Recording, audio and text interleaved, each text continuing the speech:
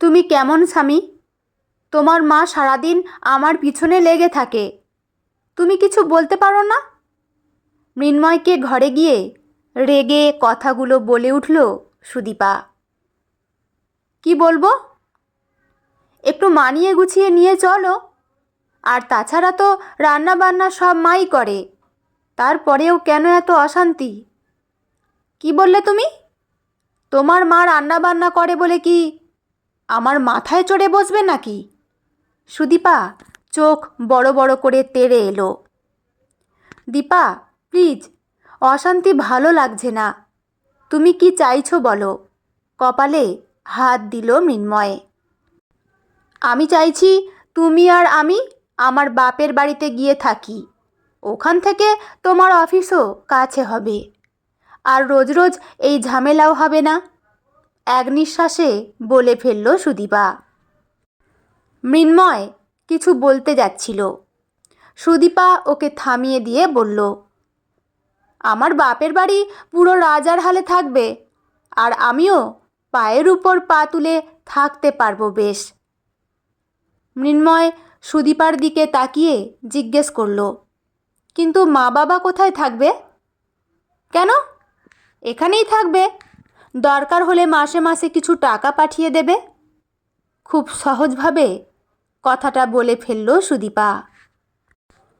মৃন্ময় খানিকক্ষণ সুদীপার মুখের দিকে তাকিয়ে কি যেন ভাবল। তারপর একটা হালকা দীর্ঘশ্বাস ফেলে বলল, হ্যাঁ, ঠিকই বলেছ, সেটাই ভালো হবে। প্রতিদিন এই অশান্তি আর ভালো লাগছে না। তুমি তাহলে গোছগাছ শুরু করে দাও, আমি গিয়ে বাবা মাকে বলে আসি আমরা আর এ বাড়িতে থাকব না। মৃন্ময় এক মুহূর্ত না দাঁড়িয়ে সোজা পাশের ঘরে চলে গেল। সুদীপা আর এক সেকেন্ডও দেরি করল না। হাসি মুখে নিজের ফোনটা তুলে মাকে ডায়াল করল। হ্যালো মা, শোনো, তোমার কথা মতো মৃন্ময়কে রাজি করিয়েছি, আমরা কালই চলে যাব তোমাদের কাছে। সুদীপার গলা দিয়ে যেন আনন্দ উপচে পড়ছিল। ফোনের ওপাশ থেকে মা কিছু একটা বলতেই সুদীপা হেসে উঠে বলল, সব গুছিয়ে রেখেছি মা, আর কোনো চিন্তা নেই। রাতেই সুদীপা আলমারি থেকে দুটো বড় ট্রলি ব্যাগ টেনে বার করে জামা কাপড় গুছিয়ে রাখল। পরদিন সকালে ঘুম থেকে উঠে বাকি জিনিসগুলো ব্যাগে পুরে নিল।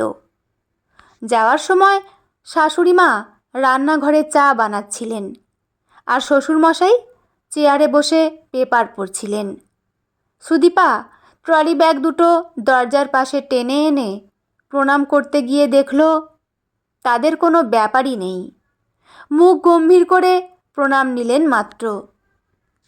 একবার আটকালো না অবধি, এমনকি নিজের ছেলেকেও বলল না, যাস না, থেকে যা।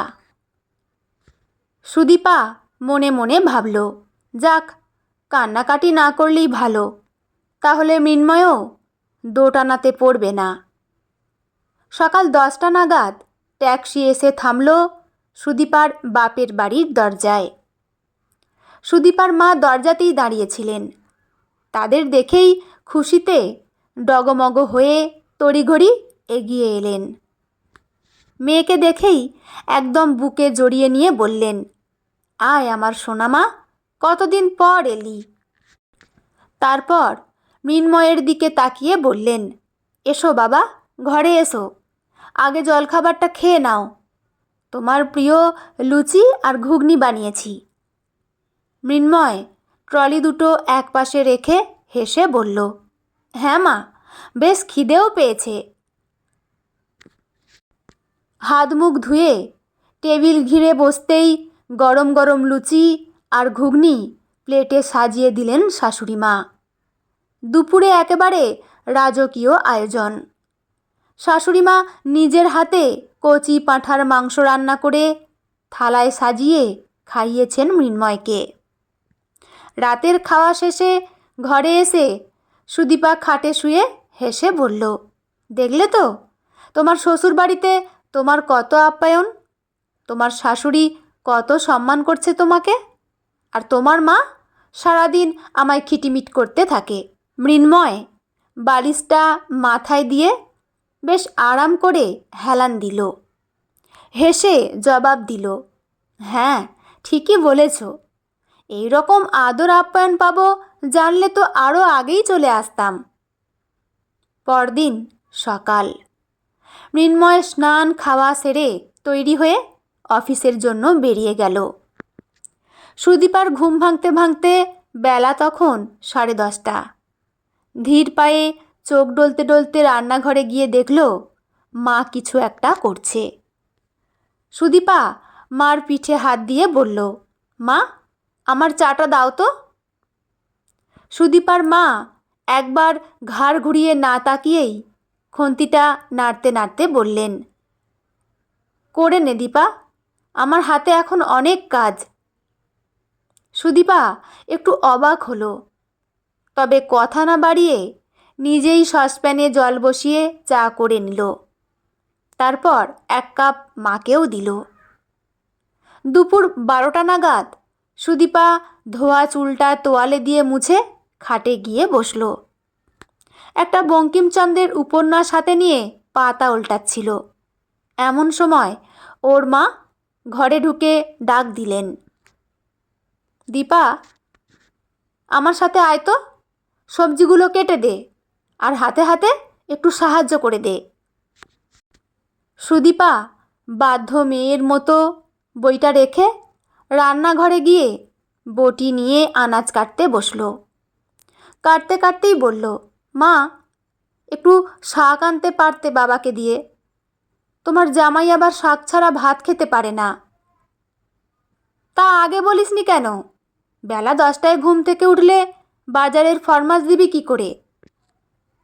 সুদীপা মায়ের দিকে তাকাতেই মা আবার বললেন, কাল থেকে সকাল সকাল উঠে তোর বাবাকে বলবি কি কি বাজার করে আনতে হবে, বুঝেছিস? সুদীপার বুকটা একটু ছ্যাঁত করে উঠল। মায়ের এমন রুক্ষ কথা শুনে মনটা বেশ খারাপ হয়ে গেল। তবুও সে মুখে কিছু না বলে চুপচাপ বাকি আনাজগুলো কাটতে লাগলো। সন্ধে 7টা বাজতেই অফিস থেকে ফিরল মৃন্ময়। হাত মুখ ধুয়ে সোফায় বসে জামার বোতাম খুলতে খুলতে সুদীপাকে ডেকে বলল, দীপা মাকে বলো তো একটু নুডলস বানাতে, এখন আর ভাত খেতে ইচ্ছে করছে না। সুদীপা মায়ের কাছে গিয়ে বলল, মা তোমার জামাই একটু নুডলস খেতে চাইছে, করে দাও তো, সাথে আমাকেও একটু দিও। আমি এখন পারবো না রে মা, সারাদিন রান্না বান্না করে কোমরটা খুব ধরেছে, তুই একটু করে নে মা। সুদীপা একটু থমকে দাঁড়ালো, তারপর নিজের মনের ভুলটা নিজেই ভাঙল। ঠিকই তো, মা সারাদিন কত কাজ করেছে, বয়স তো হয়েছে, একটু রেস্টের প্রয়োজন। কথা না বাড়িয়ে ও নিজেই নুডলস বানিয়ে 1 প্লেট মৃন্ময়কে দিল আর 1 প্লেট নিজে নিয়ে বসল। পরদিন সকাল। মায়ের হাঁক ডাকে সকাল 7টায় ঘুম থেকে উঠতে হলো সুদীপাকে। তোর বাবার শরীরটা খারাপ, প্রেসারটা বেড়েছে, মৃন্ময়কে বল বাজারটা করে আনতে। কি বলছো মা? তোমার জামাই বাজার যাবে? ওর একটা সম্মান আছে তো। কেন, কি হবে? তোর বাবা বেরোলেই মাথা ঘুরে পড়ে যাবে। তুই কি চাস মানুষটা অসুস্থ শরীর নিয়ে বেরোক? কথাটার ওপর আর কোনো যুক্তি চলল না। সুদীপা এক প্রকার বাধ্য হয়েই মাথা নিচু করে বলল, ঠিক আছে মা, টাকা আর ব্যাগ দাও, আমি বলছি তোমার জামাইকে। মৃন্ময় তখন বারান্দায় বসে পেপারে চোখ বোলাতে বোলাতে চায়ের কাপে চুমুক দিচ্ছিল। সুদীপা থলে আর টাকার নোট দুটো ওর কাছে দিয়ে একটু ইতস্তত করে বলল, বাবার শরীরটা আজ খারাপ, তুমি একটু বাজারটা করে এনে দাও না। মৃন্ময় কাপটা নামিয়ে রেখে অবাক হয়ে সুদীপার দিকে তাকালো। কি বলছো এসব? আমি এ বাড়ির জামাই, আমি বাজারে যাব? ঠিক তখনই সুদীপার মা আঁচলে হাত মুছতে মুছতে বারান্দায় এসে দাঁড়ালেন। তা খেতে হলে তো বাজার যেতেই হবে বাবা, বাজার না এলে তো আর পেট ভরবে না। মৃন্ময় আর একটা শব্দও খরচ করল না, চুপচাপ থলেটা তুলে নিয়ে বাজারের উদ্দেশ্যে বেরিয়ে গেল। মৃন্ময় বাজার করে থলেটা রাখতেই সুদীপা তড়িঘড়ি ছুটে এসে ব্যাগটা হাতে নিল। দৌড়ে রান্নাঘরের দিকে যেতেই মৃন্ময় পিছন থেকে ডেকে বলল, দীপা, আমায় এক কাপ চা দিয়ে যাও। সুদীপা না থেমেই বলল, এখন হবে না, তোমার ভাতের দেরি হয়ে যাবে, আমি এখন রান্না করতে যাচ্ছি। তুমি রান্না করবে মানে? মা কোথায়? মায়ের শরীরটা ভালো লাগছে না, তাই আমায় বলল রান্নাটা করতে। পরের দিন সাতেক ঠিক এমনভাবেই একঘেয়ে ছন্দে চলতে লাগলো। প্রতিদিন সকালে মৃন্ময় বাজারের ব্যাগ হাতে বাজারে যায়, আর সুদীপা রান্না করে। কখনো মায়ের হাতে হাতে এটা ওটা করে দেয়। মায়ের মুখের ওপর না করাতে পারত না সুদীপা, মায়ের মুখের ওপর না করতে পারত না সুদীপা। মায়েরও তো বয়স হয়েছে, কাজ করতে কষ্ট হয়, সেটা সুদীপা চোখের সামনে স্পষ্ট দেখতে পাচ্ছিল। রাতে সুদীপা বিছানায় শুয়ে মৃন্ময়ের হাতটা একটু টানল, আস্তে করে জিজ্ঞেস করল, তোমার বাবা মায়ের জন্য মন খারাপ করছে না?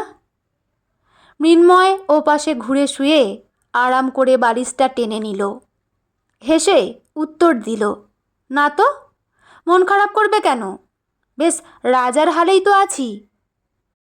সুদীপা একটু চুপ করে থাকল, তারপর বুকের ভেতরের চেপে রাখা কষ্টটা উগড়ে দিয়ে বলল, আমরা আবার ফিরে যেতে পারি না আমাদের বাড়ি? তোমাদের বাড়িতেই তো আছি।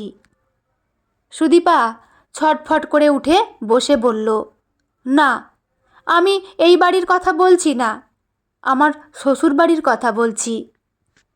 মৃন্ময় লাইটটা জ্বালিয়ে দিল। সুদীপা চোখে জল চেপে ফিসফিস করে বলল, দেখো মৃন্ময়, আমি একটা কথা খুব ভালো করে বুঝে গেছি, নিজের মাই বলো আর শাশুড়ি মাই বলো, বসিয়ে বসিয়ে কেউ কাউকে খেতে দেবে না। মৃন্ময় জিজ্ঞেস করল, কেন, কি হয়েছে তাতে? সুদীপা চোখের জলটা আঁচলে মুছে মৃন্ময়ের পাশে বসে পড়ল। এই কদিন ধরে এ বাড়িতে তো আমিই সব রান্না করছি, মাকে না বলতে পারি না, কারণ মায়ের সত্যি কষ্ট হয়, বয়স হয়েছে তো। মৃন্ময় কিছু না বলে শুধু ওর দিকে চেয়ে রইল। সুদীপা একটা দীর্ঘশ্বাস ফেলে আবার বলতে লাগলো, কিন্তু ওই বাড়িতে তোমার মা সব রান্না বান্না করা সত্ত্বেও ওনার কষ্টটা কখনো আমার চোখে পড়েনি, আসলে আমি কখনো বুঝতেই চাইনি। উনি আমায় ছোটোখাটো কোনো কাজ করতে বললেও আমি মুখে মুখে না করে দিতাম, কিছু বললেই ঝগড়া করতাম, কিন্তু নিজের মায়ের বেলায় মনে হচ্ছে মায়ের কষ্ট হচ্ছে, তাই আমায় করতে বলছে। সুদীপার গলাটা ধরে এলো। মৃন্ময়ের হাত দুটো ধরে আকুতি করে বলল, কিন্তু এত কিছুর পরেও মনে হচ্ছে এ সংসারে কোনো কিছুর ওপর আমি ঠিক সেই অধিকারবোধটা দেখাতে পারছি না, যেটা আমি ওই বাড়িতে দেখাতাম। মৃন্ময়, আমার আর ভালো লাগছে না এখানে থাকতে, তুমি আমাকে নিয়ে চলো ওই বাড়িতে, আমি বাবা মায়ের পায়ে ধরে ক্ষমা চাইব, যাতে আমায় ফিরিয়ে নেয়। মৃন্ময় সুদীপার মাথায় হাত রেখে মৃদু হেসে বলল, তোমায় কারো পায়ে ধরতে হবে না, তুমি সসম্মানে ফিরে যাবে তোমার নিজের বাড়িতে।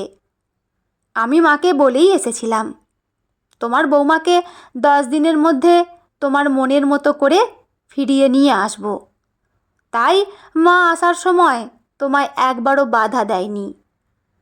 সুদীপা চমকে উঠে মৃন্ময়ের দিকে তাকালো। তার মানে এটা তোমাদের প্ল্যান ছিল? মৃন্ময় সুদীপার হাত দুটো ধরে বলল, না দীপা, প্ল্যান ঠিক নয়। শুরু তুমি করেছিলে, শেষটাও তুমিই করলে। আমরা শুধু জানতাম এর পরিণতি এটাই হবে। সুদীপা আর কোনো কথা বলতে পারল না। অপরাধবোধ আর কৃতজ্ঞতায় ওর চোখ দিয়ে জল গড়িয়ে পড়ল। পরদিন সকাল সকাল সকাল সুদীপা আর মৃন্ময় ব্যাগপত্র গুছিয়ে নিচতলায় নেমে এলো। সুদীপা নিজের ব্যাগ দুটো দরজার পাশে রেখে বারান্দায় এসে মায়ের পা ছুঁয়ে প্রণাম করল। কোথায় যাচ্ছিস এত সকালে ব্যাগপত্র নিয়ে? আমি আমার সংসারে ফিরে যাচ্ছি মা। মানে? মানে এটা আমার বাপের বাড়ি, আমার সংসার নয়। তাই আমি আমার নিজের সংসারে যাচ্ছি মা। বাপের বাড়িতে মেয়েরা কদিনের জন্য বেড়াতে আসে, স্থায়ীভাবে থাকতে শুরু করলে বাপের বাড়িটাও বোঝা হয়ে যায় মেয়েদের জন্য। তাই আমি চললাম মা নিজের সংসারে। তোমরা ভালো থেকো। সুদীপার মা কোনো উত্তর দিতে পারলেন না, চুপচাপ মেয়ের দিকে তাকিয়ে রইলেন। সুদীপা মৃন্ময়ের পাশাপাশি নিজের বাড়ির উদ্দেশ্যে পা বাড়ালো, যে বাড়িটা আজ তার কাছে সত্যিকারের আপন বলে মনে হচ্ছে। ব্যক্তিগত অভিমত, শাশুড়ি হোক বা নিজের মা, সংসারের সম্মান ও দায়িত্ব ভাগ করে নিলেই নিজের অধিকার বজায় থাকে। বাপের বাড়ি ক্ষণিকের আশ্রয় হতে পারে, কিন্তু নিজের হাতে গড়ে তোলা সংসারই নারীর আসল পরিচয় ও সম্মানের জায়গা। বন্ধুরা, গল্পটি এখানেই সমাপ্ত। আপনাদের কেমন লাগলো অবশ্যই কিন্তু কমেন্ট করে জানাবেন। আর হ্যাঁ, আমার চ্যানেলে নতুন বন্ধু হয়ে থাকলে প্লিজ চ্যানেলটি সাবস্ক্রাইব করে আমার পাশে থাকবেন। এতে করে নতুন নতুন গল্প পাঠ করার জন্য আমরা উৎসাহিত পাই। লেখা সুপ্রিয়া ঘোষ, পাঠে আমি রিমি। দেখা হচ্ছে পরের কোনো গল্প নিয়ে। ভালো থাকবেন সবাই। ধন্যবাদ।